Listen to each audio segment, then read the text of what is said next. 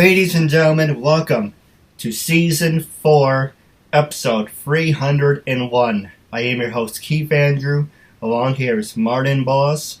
And I just want to say thank you for accepting my request. And I'm looking forward to building a friendship with you and doing the interview with you. Sounds great. Let's do it. Now, for people who want to know what the Keith Andrew Network is, the whole point of my talk show is to show people that even with having a learning disability, I can still overcome controversy and reach my goals in life. It's funny, people say that's not, you can't overcome controversy, but whatever. I like it. That's my saying. I don't care if it's correct or not. I like it. The whole point of my talk show is to show people that even, like, now I can't say it with a straight face. Okay, do over. The whole point of my talk show is to show people that even with having a learning disability, I can still overcome controversy and reach my goals in life. At the same time, I'm able to turn myself into a perfect example for people out there dealing with any types of learning disabilities that you should never give up, and you should prove to people that labels do not dictate who you are and who you're going to be, and you should prove to them you can stem out to something. Now, with that being said, half hour, 45 minutes of your time, and starting off, uncensored, freedom of speech, freedom of self-expression, say whatever the hell you want. I have no control over it. And, like I said, you supporting a good cause, making a new friend out of it. Bring your A game, I'm bringing my A game. We're going to talk about everything from politics, gay rights, gun control, or even subjects you don't want to talk about. You can say pass on it. But basically, normal conversation. You're helping me support my cause. This is what I want to do until I die. Very passionate about it. And, hey, that's a normal conversation. So starting off, what can you tell us about yourself?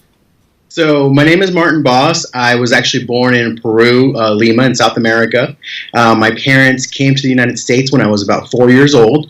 We came directly from Peru to Alaska, and that is where that was most of my upbringing and stuff like that was in Alaska. Up until about 4 to 5 years ago, I came down to Georgia. I opened up a photo studio, which actually led me to my career now, which is a combination of acting, a lot of photography, and I work with a lot of companies doing brand promotion work, companies like AT&T, Mentos, Samsung, a lot of other companies, and we do that and get brand awareness out, and we have a good time doing it. We have a lot of fun doing it. Well, while on the subject, I would love to work with you if that's a possibility. Absolutely. Well, we can talk about that more off the air. But while on the subject, without jumping around, the first thing that people are like, well, why do you want to talk it off the air? Maybe we would like to know about it. So while on the subject, for working on brand awareness, how does that work? So basically, the job, you call them brand ambassadors, and a lot of the times if you go to a football game or a basketball game in a big town, there'll be people handing out free Cokes, free keychains. They may sign you up to win a prize, and so a lot of these companies, corporate sponsors, will set up a tent or something like that, or maybe they'll set up a fun photo booth, and the people that facilitate that are brand ambassadors and brand awareness. It's not always like that. Sometimes it may be a store grand opening or things of that nature, but it's really working for a company and providing a fun atmosphere so that they say, oh my gosh, we had so much fun at the Dunkin' Donuts thing or at the Mentos thing, or then they just kind of keep that in mind, and that's a lot of what we do with we all become friends as we do it, and we have a lot of fun doing it and get to go to the events. I get to go to the Super Bowl later this in January, to work for a company. They haven't told me the client yet, but doing something similar to that. So, ordinarily I would not get to go to the Super Bowl. It's very expensive to go, but because of the kind of work that I do, I'm allowed to go do that. No, absolutely. Like I said, I do have a couple questions off the air. I would like to work with you on that, definitely. But just throwing a curveball out, say if I approached you and you had your own tent and everything, would I be someone you would be willing to work with? And how would you approach something like what I'm doing? Yeah, I think that the world is made up by all kinds of different people. And so I just kind of every person has to be based and judged and merited on that experience that you have with them. And so I think that, if you live your life that way, one, you become more inquisitive of the people that you meet. And two, you get a greater experience of life. Instead of you and I, maybe, we could sit and talk about, what did you do, this, and that. But if I said to you, hey, tell me the last 2 books that really just kind of blew your mind, to me, that tells me a lot of who you are as a person. Now, those kind of things, to me, have a lot more weight and get to a connection of who you and I are, as opposed to maybe some of the more bland or some of the more obvious labels that we see. We may find out that we, may like opposing teams on basketball, football, or you may be Team DC or I may be Team Marvel, where that, between 2 friends is a half-hour conversation. And so people connect on those levels, and I find that those relationships tend to be a lot deeper and a lot more fun, trying to find the commonalities instead of trying to find the differences. No, absolutely. And now for the next question I was going to ask you, it's actually, while I'm still on the same subject, who influenced you to become a brand ambassador? And then we can just go over to the acting. Sure. Actually, between the acting and the brand ambassador, there is a connection. A lot of actors in between shows. So if I work on a television show for a month or a couple weeks and then I have a break, the brand ambassador kind of work allows me to do that. And I actually was turned on to the brand ambassador type work from other actors. Other fellow actors said, hey, if you come and work on these events, it's only 2 or 3 days. You can still go do your auditions. You can still go do your acting. And it's not a commitment, a 9-to-5 commitment job. When you're acting, you have to be available. So this kind of work allows me to do that. So the acting actually showed me the brand ambassador work. Oh, that's really cool. I am very interested in becoming a brand ambassador. I did apply for a couple of positions, but I really didn't know more about it. But, sure. At least for people out there, what were the steps you had to take to become a brand ambassador? The first step, I got introduced by a friend, and they said, hey, actually somebody didn't show up to work, and they said, hey, we need somebody to show up. Can you be here in the next hour? I said, sure. I showed up. I did that. It was a lot of fun. And then that company actually referred me to somebody else. It's once you get in and you show that you're a good worker, then other people and other brand ambassadors will be like, hey, we need somebody here, or I know they're looking for somebody there. And then you kind of make that network of people of connecting which jobs are available and when they're available. There are forums on Facebook where they post the jobs. So each city will have a brand ambassadors of New York City or brand ambassadors of Atlanta. And those are typically where the jobs are posted first. But before that, they may have their own database. So you have to go to each individual company and upload basically kind of like a resume telling them how tall you are, what your age is, and all these things. Certain clients will ask for certain things. Some clients may ask for an all-female brand ambassadors. Some clients may ask for brand ambassadors who are under the age of 25 because they're targeting a college crowd. So it just depends on where you fit in that spectrum of things. Much like acting, if you're on certain shows, they're going to want a certain look. Other shows may want a grittier, more New York, tough cop look. Right. Like for a perfect example of that, look at Blue Bloods. How there's 2 actors, Donnie Wahlberg is like the tough New York City, but he's very from Boston, but he looks like the tough New York City person. And then his brother on the show, Jamie, it's more like the way-back country kid. No, actually not country kid, college student, if that makes any sense. Sure. Absolutely. Yeah, it's a good dynamic. So the brand ambassador companies are the same way. If it's a tech event, they're definitely going to want tech savvy people right now, and they're having the electrical convention or the electronics convention in Vegas. So all the tech savvy brand ambassadors are flying to Vegas to work there. Some of the race ones they want more race affiliated people. So it just depends. No, absolutely. Now the next question I'm going to ask you. Next subject is about your acting career. How many years have you been acting, number one? Mm-hmm. And who influenced you? Okay, so my acting, I've been doing it for 2 years now. And I always say I Forrest Gumped into it. Because when I started out, I actually my goal was to open up a photo studio here south of Atlanta and just do headshots and weddings. Well, actors would come in, get their headshots done, and then they would say, "Oh my gosh, Martin, you know what, man? I'm getting so many more callbacks, so many more auditions. Your headshots have made a big difference."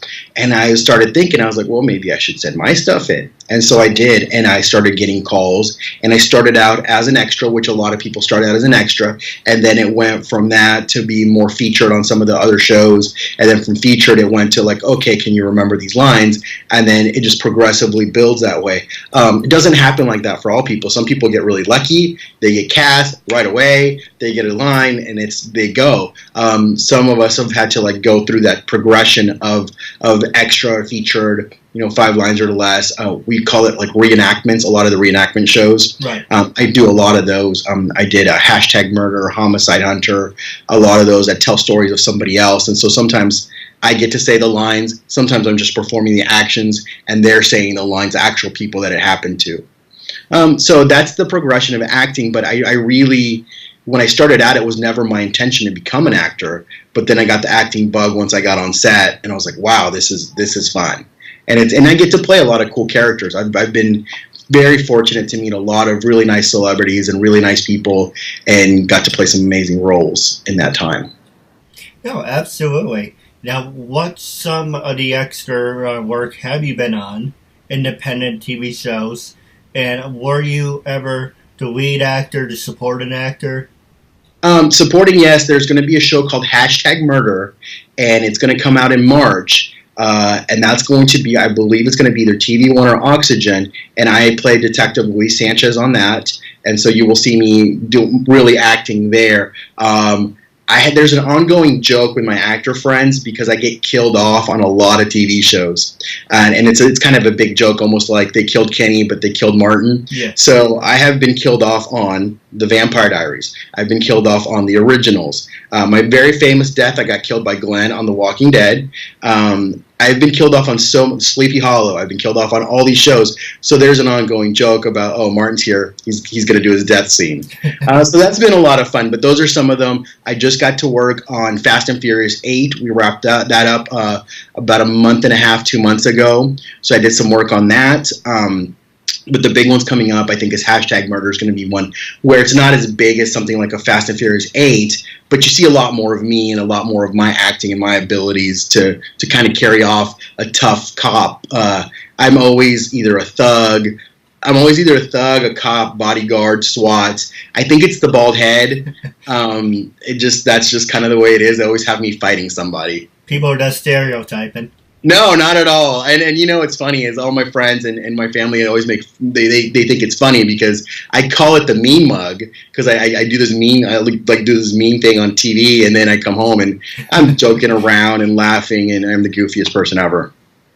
Well, don't feel bad about being killed off on Walking Dead and all those other shows. At least you're not Sean Bean. Sean Bean gets killed in every single movie he's in.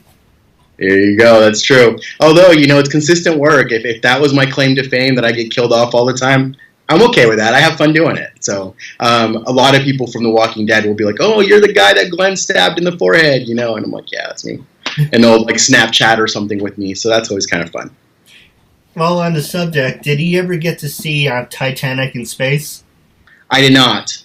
It's basically, for people who don't know what Titanic in space is, it doesn't sink. So, if you want, I can tell you what happens, but I think I'll have to watch it. Is it on Netflix by chance? No, it's actually still in the movies. It's Passengers. Oh, Passengers. Actually, I got cast to work on Passengers, but I was working on another show, but I was supposed to be one of the bodies in one of the pods for that. I don't even remember what. I think I was working on a smaller show called Saints and Sinners, but I was supposed to be one of the bodies in the pods. I just never got around to doing it because of conflicting schedules.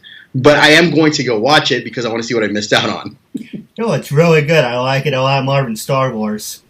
Oh, cool. Yeah, I've heard from other actors that the pods were very uncomfortable to be in there. They were there for a really long time. Just in a very small, confined space. So I don't know if that was a good thing or a bad thing as far as me doing it or not, but I definitely am going to go watch the movie. No, absolutely. You should see it. It has to be one of the best movies of the year. Cool. And while on the subject, I just want to give a little shout out and pay my respects to the late great Carrie Fisher. For Yes. anyone who got to see Carrie Fisher at Comic Con, I still kick myself. Me and my brother were supposed to go to Comic Con, but he wasn't here, and I didn't want to go by myself because I've never been to the city by myself. But Carrie Fisher was there at Comic Con, and for everyone who's a big fan of hers, I respect her work. It's really upsetting and depressing to know that she passed away, but at least she left a impression on the entertainment world of what you should live up to.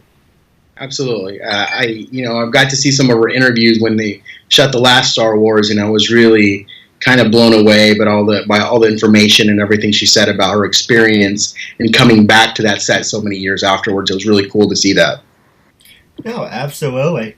Now, the next question I was going to ask you, now going back to my grading book, is what were some of the roles that you did that were hard-hitting, and you say, this is the best role I ever did? And what were some of the roles that were like, oh my god, I don't know why I did this shit? That is a tough question. That's a good one. I'll tell you one. I'm going to tell you about one that's one of my favorite little side roles, and the reason I like it so much was more the experience I had on set, and I'll tell you what it was, because I haven't even seen the movie yet, but I don't think that I have a lot of camera time on it. It might be like a split second or so, but I worked on Sully with Tom Hanks and Clint Eastwood, and I'm sitting at the bar, and there's really just four of us, and it's about a 5-hour shoot for that particular scene. And in between time, my bald head, by the way, shines a lot of light. And so when we're setting up the studio, Clint comes over and he's like, son, I'm going to give you this hat. And he takes his hat off, puts it on my head. He's like, you can keep that. Your bald head's shining on my camera. And to this day, it's my lucky hat. It's an old, like, Budweiser hat that he'd been wearing for a while. And I thought at that point in time, like, it doesn't get any cooler than that. But in between sets, Tom Hanks came over to us and was just really talking to us about his experiences and how it was like in Atlanta, like what he was doing. And he said, do you guys have any questions? And so we asked him how he prepared for the role. And he was telling us, well, it was like this guy went from nobody knowing him to everybody knowing him overnight. And he's told us that it was like for him being on Big. When Big came out, he kind of blew up. And so he kind of went back to his own experience. And then he told us something funny, that he had gone to a sporting goods store to buy tennis shoes. But because he's Tom Hanks, people get all nervous around him, and they forget to take the security tags off his shoe. But as he's walking out, they don't want to bug him either because he's Tom Hanks. So he's saying that he now has 2 pairs of running shoes at his house that have big security tags on it from sporting goods store. I just thought it was kind of a fun story that you don't get to hear. And I was like, okay, that is the coolest day on set ever. Like, it's not going to get any cooler than that. It doesn't matter who you are. I got to talk to Tom Hanks, got to talk to Clint Eastwood. The next day, they said, well, you can't come back. We saw you on camera. So they had me driving around. Here's his limo, and it's a scene where he's in a limo where I'm going to just kind of drive and circling around just for background, just to kind of fill in the spots. In between sets, he's walking, and he decides that he's just wants to rest. He's like, son, do you mind if I sit in your car? And sure enough, Tom Hanks sits in my personal vehicle. And out of all the times that I've ever wanted to have my own personal phone and camera to take a selfie, I mean, lots of times. I met lots of people. That is the one time, because it's not often Tom Hanks sits in your car. Yeah. So it's the one time I would have totally snapped a selfie. I would have fanboyed out right there. I meet enough people that I don't fanboy out, but I would have fanboyed out right there just because of the situation. And I actually sold that car, and the person I sold it to, I said, look, this car right here is the lucky car. So that is one of my favorite experiences. My least favorite experience. Okay. All right, so the movie's great. You don't get to see me in it, but I signed up to work a show called Confirmation. Confirmation was shot in June and July in Atlanta, and I played like one of these kind of paparazzi-style photographers, and that's why they hired me, is because I have a photography studio. But it's 105 degrees. I'm in a full suit, like full-on suit, and they have the studio lighting behind me, so you have hot lights, I'm in front of this building, which has got black tinted out windows, which is reflecting back at me. And there's a crowd of us all up in this window for 8 hours. We are sweating profusely. There is a shortage of water on set for some reason.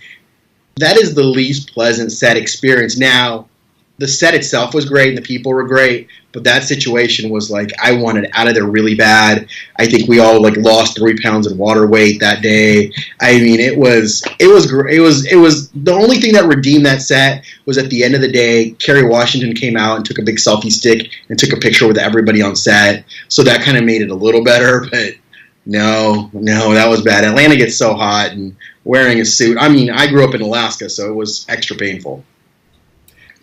No, absolutely. And to be honest with you, for my talk show, I don't really do background checks on people. I like to be surprised.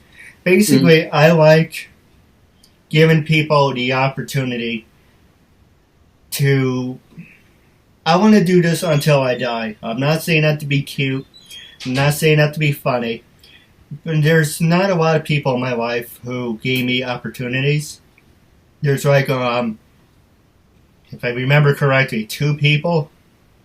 I can't remember the first one, but the second one, his name was Tom Earl from Manu Woodbury, because he had the audio-visual department. And it's thanks to him that I created my own talk show. And I did everything I wanted to really help me open up. I wish I really opened up to the point where I had my own talk show. Like I had it, I created the format for it. It was done. The floor was done. But building up, I was still in this mindset of no one's going to take it seriously. But having you on the show just proves the point. Looking back, I had a lot of great people. You're one of them. I had a lot of great people on the show, like professional wrestlers, WWE superstars, TNA wrestlers, and I think this is, knock on wood, for me and for you, we're going to the right step, because I think, I am going to move up in this entertainment business. I'm not educated. I'm poorly educated, and I suffer from depression, a whole bunch of other disabilities. But look at what I'm able to accomplish.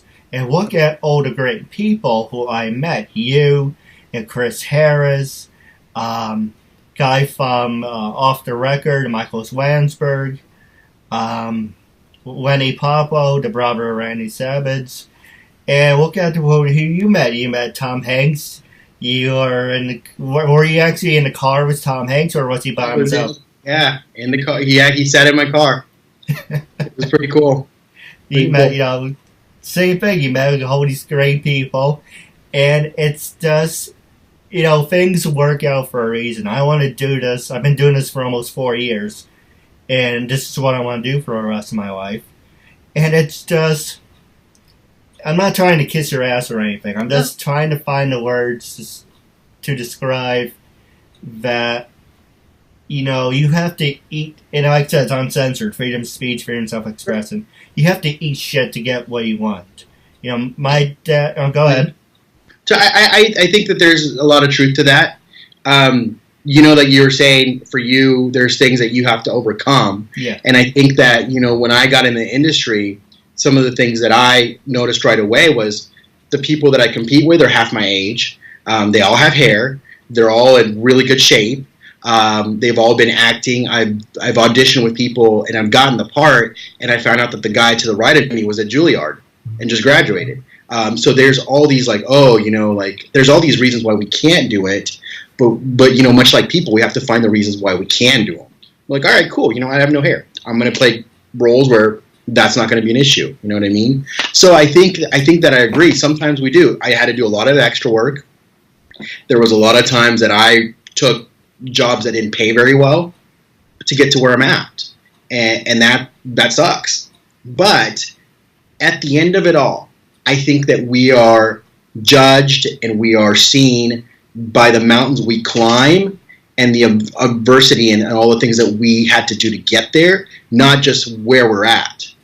You know what I mean? It's like, yeah, I got here, but look at all the stuff I had to do to get there. Sometimes people forget, but that's really what makes a person great. You know, it's like, yes, I did this, but I did it with a learning disability, or I did it with not speaking English correctly, or I did it with, you know, not having a lot of money or not knowing anybody here.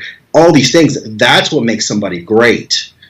People that are handed a very easy silver spoon to get there, they're like, oh, they're good, and that's it.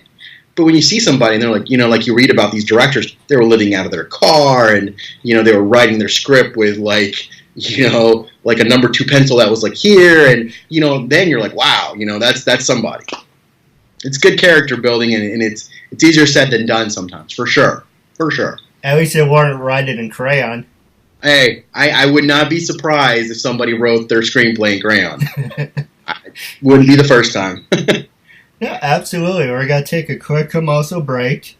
We decided to have a little sponsors. Not paid sponsors, but a little sponsors that I like. So when we come back, I'm going to pass the show over to you. Personal video message for yourself or as a gift for someone else. For personal connections, shout-outs, birthdays, proposals, weddings, and much more. Enter your details about yourself so the celebrity can record a personal video message, especially for you, including details such as your name, age, birthday, hobbies, or whatever else you include.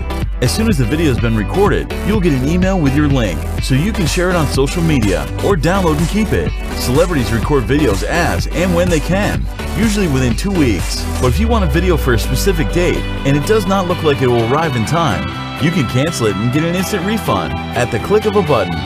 There are hundreds of celebrities to choose from and many more joining every day. Search by category or genre.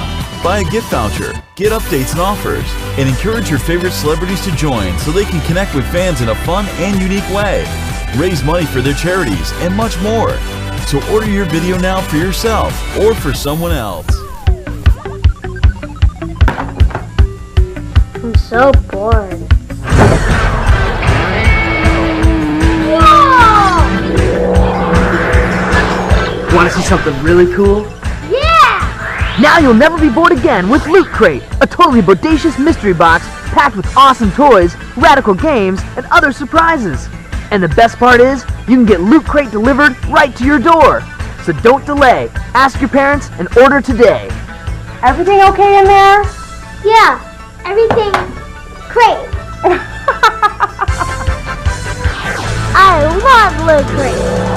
Ladies and gentlemen, welcome back to Season 4, Episode 301. I'm your host, Keith Andrew. Along here is a good friend of mine, Martin Boss.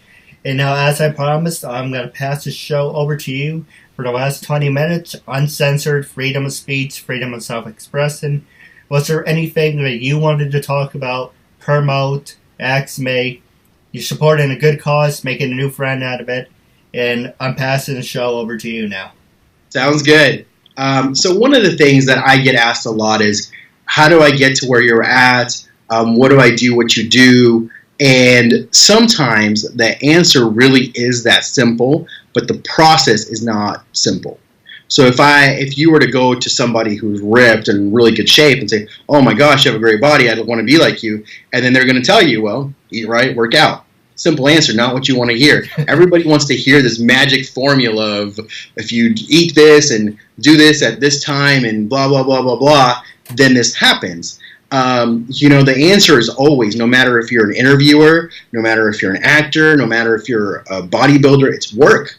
It's work ethic. It's knowing how to fail forward. I call it failing forward. You make a mistake, you learn from it. You're like, okay, that didn't work. We have to adjust this next time. Or this was too long, or this was too short, or I was too loud in my lines, or, I didn't engage enough clients for a brand. Whatever that is, you keep adjusting who you are to get to your goal.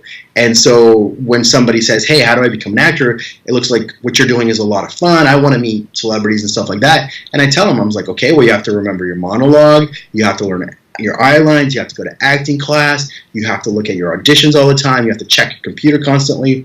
And so when I tell them the answer, they're like, oh, okay, cool. But then they don't follow through. And then they wonder why they're not working. Well, there's the work. And so it's the same thing for everything. And so I think that's my biggest pet peeve is sometimes in society, everybody wants everything to be given to them.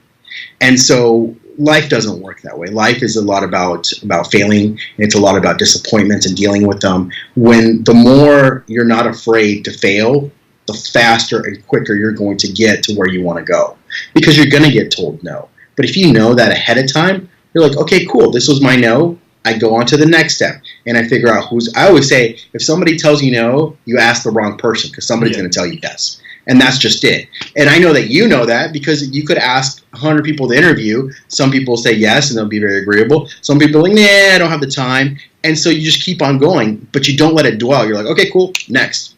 The key for me, personally, is to have so much on my plate that I have so much, like, the things that work out totally outweigh the things that don't.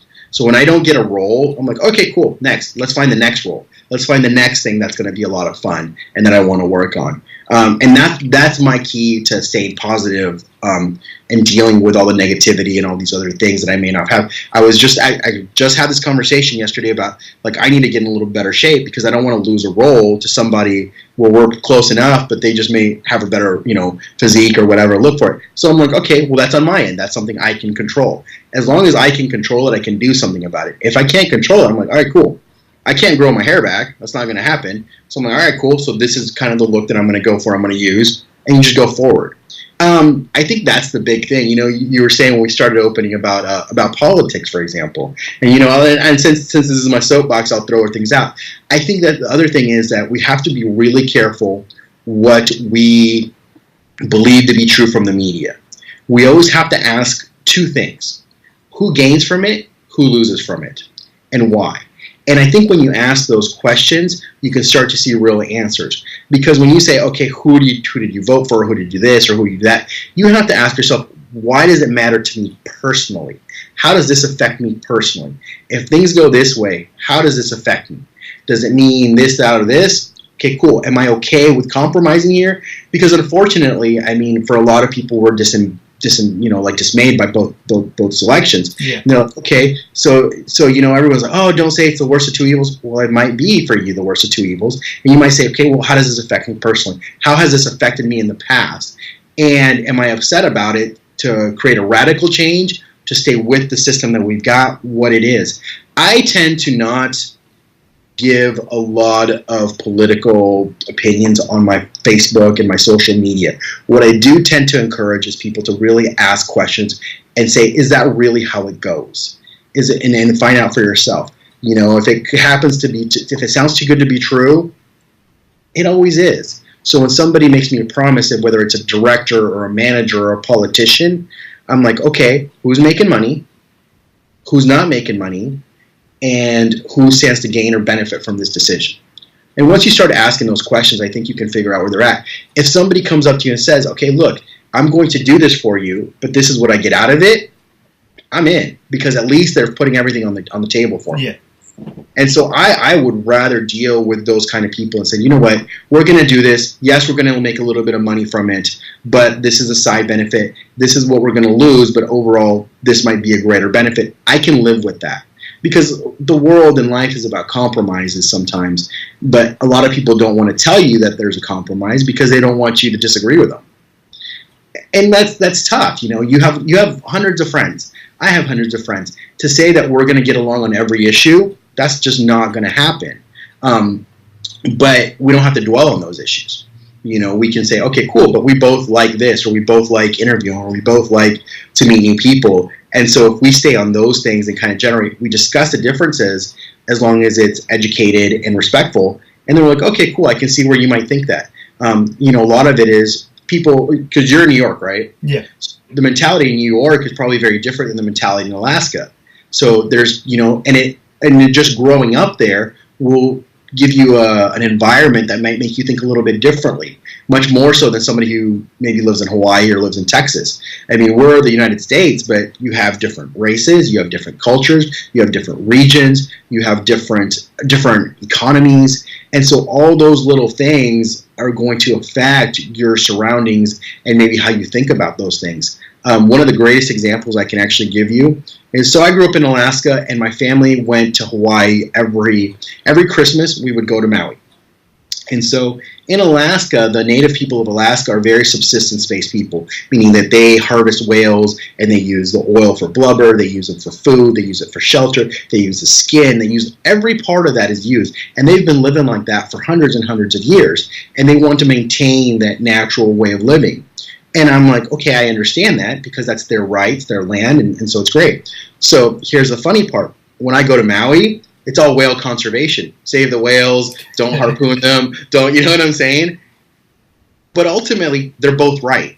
They're both correct. It's just a different set of circumstances.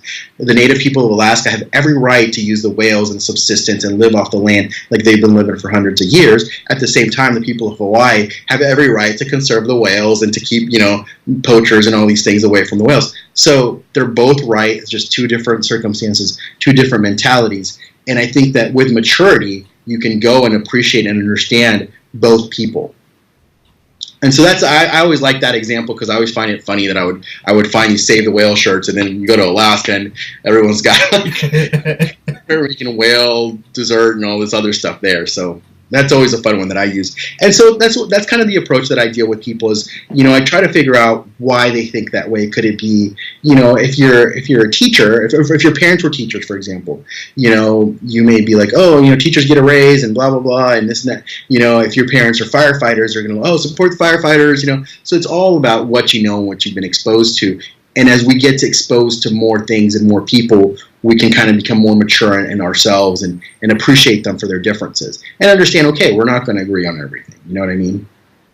That's kind of my soapbox on how people look at other people in the world and can appreciate other people. But I think that's gotten me really far, and it's kind of like my belief system. I have a belief system that I think that the better I can make your life, the better I can make other people's lives, the more money I can put in other people's pockets and see them flourish and rise ahead, the better off I'm going to be. It's not always just me. It's always like, hey, I'm to this level. I can maybe help some people out. How can I do that? And by them lifting up, it's always progressively helping and rising and being better people. No, absolutely. And I was thinking about, just throwing it out to you, what I was thinking about. Would you be interested, hypothetically, in doing an autograph signing? Yeah, I would do that. I've only been asked to do that twice. The Walker Stalker conventions around here, I've been asked to do that. I kind of, at first, I kind of hesitated because I feel like, like I go and I meet all these celebrities. I'm like, well, I'm not quite there yet. Yeah. But then I see a lot of my friends do it, and I'm like, oh, we've done the same shows, and they're like, yeah, you should totally do it. So I'm now it's funny. I'm just now getting to the point of being comfortable. Like I'm just now saying, okay, at the first of the year, I'm going to make my own fan page. That's a Facebook page, and do all my movie stills and television stills. And I'm just now getting to the point where I'm like, okay, yeah, I can do a signing and get some stills from like The Walking Dead or whatever, or Sleepy Hollow. So it was funny because for a long time, you have to understand, I'm a photographer, so I'm always behind the camera. Yes. But now I'm to the point where I feel comfortable, like I have enough content to justify, are you a fan of The Walking Dead, fan of Vampire Diaries, fan of this, and I can have pictures and things to share. So I am now open to that idea. We're actually maybe even 6 or 7 months ago when I got asked to do that, I was like, nah, I don't want to be that guy just yet. I'm not quite there yet, but now I am comfortable to that point, and I'm getting to that point where I will probably consider that. All right, with that being said, I'm going to throw it back at you now. If you saw someone like me doing what I'm doing, do you think I'm at the stage where I should start doing that, or I'm not at that point? Your honest opinion. I have to say a lot of it is analytics, like with YouTube and analytics and stuff like that. I think there's a litmus to a point, but I think that we all have to start somewhere. So here's the deal. It's like I was telling you early in the interview. I think that what you need to do is just do it. Yeah. And know this, it could totally bomb, but be okay with that. And then just like you were asking me, would I go to an autograph ceremony? I'm to the point now where I'm confident in my abilities that if I went to one and I totally bombed it, and like nobody, like I was paying people to take my photo, I'm like, here's $5, let me sign this for you, carry it around. I think I'm okay with that. And I think that as long as you have that mentality, I say go for it. Because I can tell you right now, I'm the same way. Before I was like, man, what if nobody shows up and this and that? Now I'm comfortable enough to carry that with my personality and be okay with that. So I would say the same thing to you. I would hold you to the same standard I would hold myself. I would say go for it and just nail it. And if you get it, great. If it doesn't happen, do it again and again and again and again and again. And so I'm to the point now where I can do that. So I think that's an internal question. You're saying, hey, look, if I do this and I have 4 people talk to me, am I okay with it? And if you're okay with it, then you should do it. Because that's the same litmus test I would put on myself. No, absolutely. I give you a perfect example. I was talking to, well, it's up to you. You want to talk about it now or off the air? We can talk about it now, yeah. I'm good. I was talking to Woodbury Commons, and I was like, hey, you have this old area. They basically created a new food court. But there's an old food court. Basically, there's a store in there. Absolutely refuses to leave. So they knocked it down, but they rebuilt it in a real area-looking thingy, a cave-looking thing. So basically, there's a store about along this way. You're going to the right now, or the left, or whatever direction I'm pointing at, to the left.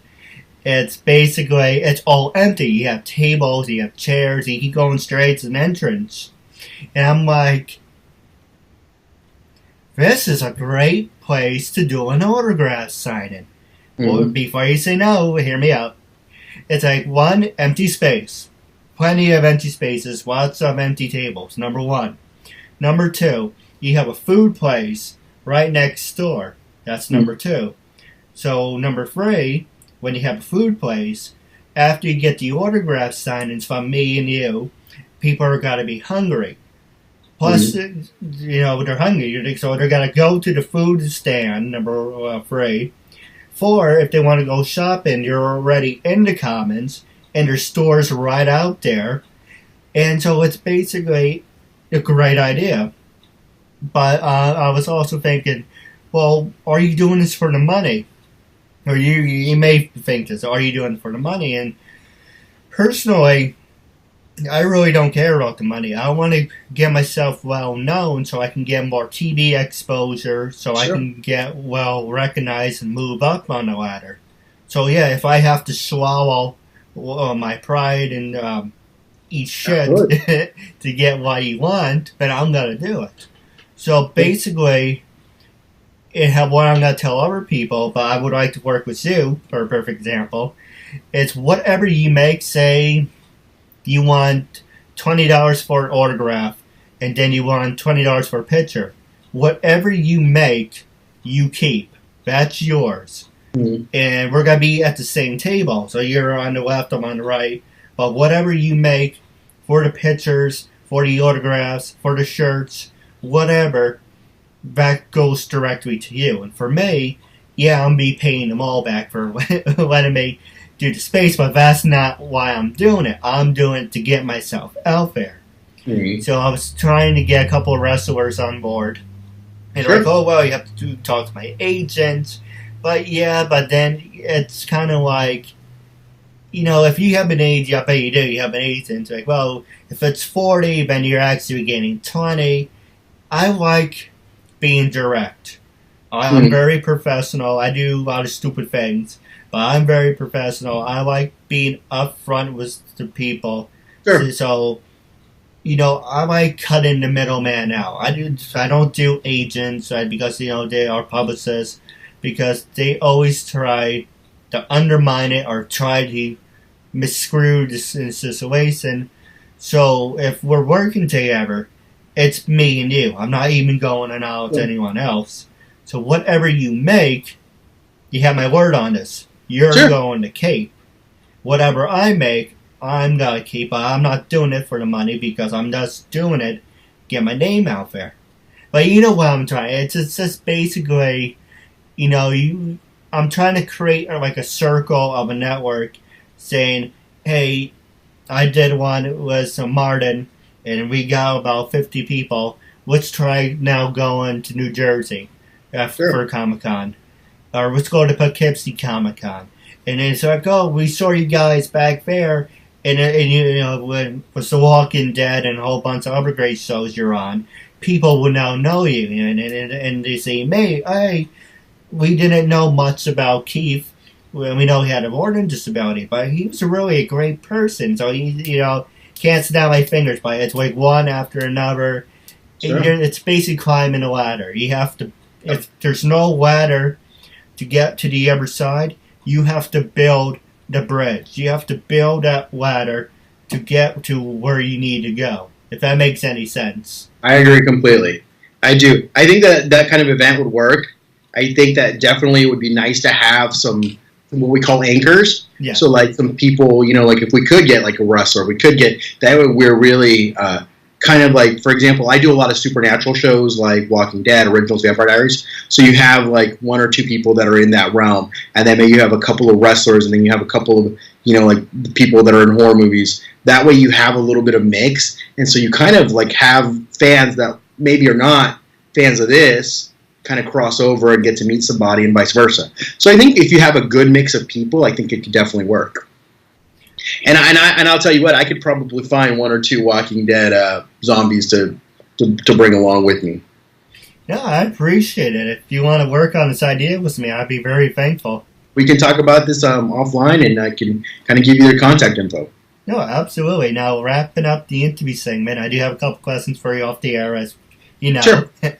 But wrapping up, you should get on Twitter, but you're on Instagram. But I am on Instagram. I'm working on the Twitter.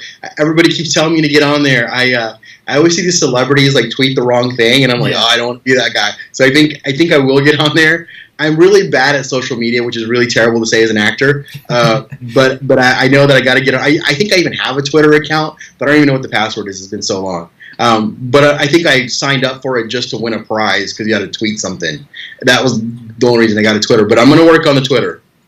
But for the other social medias, what's your Instagram, Facebook? Are you on Stage 32, LinkedIn?